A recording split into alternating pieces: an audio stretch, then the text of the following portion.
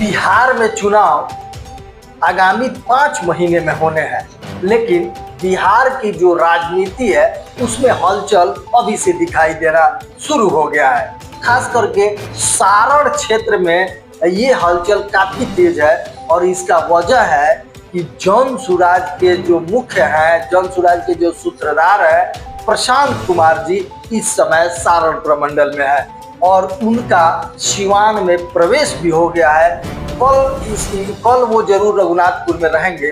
उसके बाद से 27 तारीख को जीरादेई के धरती पर उनका आगमन होने जा रहा है। उसी के सिलसिले में मैरवा के हरिराम कॉलेज में एक विशाल जनसभा का आयोजन किया गया है। तो इसी सभी के संदर्भ में हमारे साथ हैं जन सुराज के संस्थापक सदस्य और साथ ही साथ अगर जीरादेई विधानसभा की बात की जाए तो जीरादेई विधानसभा में जन सुराज का जो झंडा है उसको और बुलंदी पर पहुंचाने वाले मुन्ना पांडे जी हमारे साथ। मुन्ना पांडे जी है, आपका स्वागत है। नमस्कार, आपके दर्शकों को भी नमस्कार और सबको धन्यवाद। प्रशांत किशोर जी आ रहे हैं जीरादेई के धरती पर, इससे पहले भी वो आ चुके हैं। इस बार जो लोग हैं, यहाँ का स्थानीय लोग हैं, उनमें काफी उत्साह है। चट्टी चौराहा पर चर्चा भी किया जा रहा है। क्या खास है इस समय इस बार? देखिए, पहले प्रशांत जी आए थे तो पहले पैदल जो 2.5 साल 3 साल लगभग होने जा रहा है, पैदल पहले घूम रहे थे। तो पहले लोगों को लगता था कि आए हैं चले जाएंगे, चाहे लोग कहते थे कि आए हैं चले जाएंगे, यहाँ नहीं चलेंगे। लेकिन जब प्रशांत किशोर जी 8,500 किलोमीटर पैदल चले हैं, 5500 से अधिक गाँव में गए हैं, लोगों को जाकर अपनी बात समझाए हैं, 18 घंटा काम करते हैं। ये सब करने के बाद लोगों में भरोसा जगा है। प्रशांत किशोर एक आस की नए किरण के रूप में यहाँ आए हैं। तो बिहार के लोगों को लगता है कि यह बिहार के लिए कुछ कर सकते हैं, इसलिए लोग उनको अब उन पर भरोसा कर रहे हैं। अच्छा, जीरादेई में वो आ रहा है 27 तारीख को इनका मैरवा में। आपके हिसाब से आप एक तरह से लगातार 2 वर्षों से जीरादेई विधानसभा में घूम रहे हैं, कितने लोग आ सकते हैं उनके बातों को सुनने के लिए? 2 बरस से ऊपर हो गए, 2.5 बरस ऊपर हो गया हम लोग को घूमते हुए। लगभग 10,000 से ऊपर लोग आए हैं। 10,000 से ऊपर लोग आए। जो हम लोग की तैयारी है 10,000 से ऊपर लोग आए। तो ये जो ग्राउंड है, मतलब आपके कॉलेज का पूरा भर जाएगा? पूरा भर जाएगा, पूरा। जन सुराज के सूत्रधार प्रशांत किशोर के आने के बाद क्या माने लगता है आपको कि वोटर जो है, क्योंकि चुनाव होना है तो वोटर ही कहा जाएगा, तो वोटरों की संख्या क्या जन सुराज में बढ़ेगी? जो उनके समर्थक है, वोटरों की संख्या की बात, वोटर की संख्या छोड़िए ना, जन सुराज सरकार बनाएगी। कितना परसेंट आश्वस्त है कि जन सुराज सरकार? 110% आश्वस्त है कि जन सुराज सरकार बनाएगी, 2/3 बहुमत से।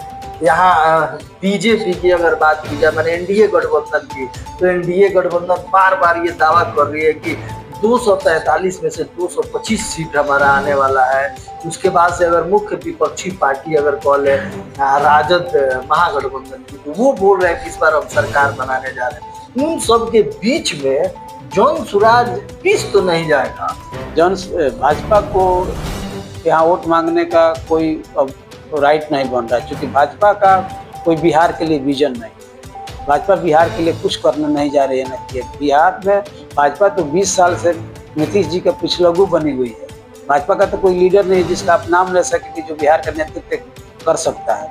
तो भाजपा को का बिहार के लिए कोई विजन नहीं है, ना भाजपा की तरफ लोग देख रहे हैं। अब यहाँ बदलाव की तरफ लोग हैं, लोग उठ चुके हैं। भाजपा, राजद और नीतीश कुमार से सभी लोगों से उठ चुके हैं। 35 साल लोगों ने जनता को धोखा दिया है। जात पात, हिंदू मुस्लिम के नाम पर लालू के डर से लोग भाजपा को वोट लेते रहे हैं, भाजपा के डर से लोग लालू को वोट देते रहे हैं। अब यह होने वाला नहीं है। जनता के पास विकल्प नहीं था, इसलिए ऐसा हो रहा था। अब जनता को बेहतर विकल्प मिला है प्रशांत किशोर जी के रूप में, जन सुराज के रूप में। जनता बदलाव के मूड में है, बदलाव निश्चित है। अच्छा, आखिरी में भाजपा के लोग बड़ी नाराज है। प्रशांत किशोर जी ने उनके चहेते नेता मंगल पांडे के विषय में बोला है। देखिए, बात जब शुरू होगी कहीं से, कहाँ से शुरू है बात, इस पर शुरू करनी चाहिए। मंगल पांडे जी ने कहा था कि जब कोरोना आया था तो बिहार में हम लोगों की सेवा कर रहे थे, शायद ऐसा बोला था। और प्रशांत किशोर जी वहाँ ममता जी का प्रचार कर रहे थे टीएमसी का। तो मैं सवाल फिर उन्हीं के सवाल में जवाब भी है, क्या भाजपा वहाँ चुनाव प्रचार से बाहर हो गई थी? क्या वहाँ प्रचार भाजपा का बंद था? क्या भाजपा चुनाव में वोट नहीं मांग रही थी? भाजपा भी तो वहाँ वोट मांग रही थी। भाजपा यदि उस चुनाव से बाहर हो जाती, पश्चिम बंगाल में प्रचार नहीं करती या कहती कि हम यहाँ से चुनाव से बाहर हो रहे हैं, तब हम मान लेते कि मंगल पांडे जी ठीक बोल रहे हैं। मंगल पांडे जी वहाँ के प्रभारी थे, वो भी चुनाव प्रचार में जा रहे थे। यदि ऐसा नहीं हुआ तो जिसका शीशे का घर होता है दूसरे को पत्थर नहीं फेंकता है। यदि भाजपा वहाँ चुनाव लड़ रही थी तो टीएमसी को चुनाव लड़ने में या प्रशांत जी को उसकी मदद करने में क्या दिक्कत है? उससे तो बाहर थी नहीं भाजपा, ना भाजपा के लोग, ना ये प्रभारी जी थे, ये भी तो नहीं उससे बाहर थे। हाँ, ये लोग चुनाव प्रचार में नहीं लगे रहते, वहाँ प्रचार अपना बंद कर दिए होते कि कोरोना है इसलिए हम चुनाव प्रचार में भाग नहीं लगे, तब उनको कहने का राइट था कि वहाँ प्रशांत जी या टीएमसी चुनाव क्यों लड़ रही है। जब अपने आप चुनाव में शामिल है, आप 2/3 बहुमत का दावा कर रहे थे, जब आज हार गए तो कह रहे हैं कोरोना में मदद कर रहे थे, तो उसका जवाब तो मिलेगा ही। अच्छा, मंगल पांडे के संदर्भ में बात किया जा रहा है, जीरादेई विधानसभा है, यहाँ से फुलप्रूफ तैयारी आपका है, चुनाव लड़ने का संभवतः मन भी आपने बनाया है। मंगल पांडे जी जीरादेई से चुनाव लड़ने आ रहे हैं, ये सुना जा रहा है।